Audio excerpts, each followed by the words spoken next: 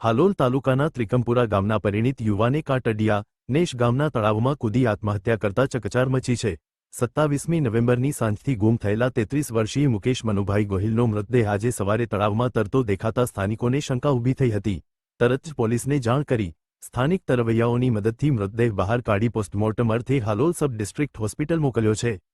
3 સંતાનોના પિતા મુકેશ ગોહિલ પાવાગઢ ડુંગર પર યાત્રાળુઓને ટેટુ દોરી આપવાનો વ્યવસાય કરતા હતા। મળી રહેલી માહિતી મુજબ છેલ્લા 2 મહિનાથી તેઓ વ્યાજખોરોની ઉઘરાણીના ભારે ત્રાસમાં હતા। આ તણાવમાંથી રાહત મેળવવા તેઓ એક એજન્ટના સંપર્કમાં આવ્યા હતા, પરંતુ એજન્ટે ફાઇનાન્સ કંપનીમાંથી લોન અપાવવાના નામે 42,000 રૂપિયા હડપ કર્યાનો આક્ષેપ છે। સતત મળતા ઉઘરાણીના કોલ, ધમકીઓ અને આર્થિક તણાવને લઈ મુકેશે જીવન ટૂંકાવવાનું પગલું ભર્યું હોવાનું અનુમાન છે। પોલીસે એડી નોંધી વધુ તપાસ હાથ ધરી છે।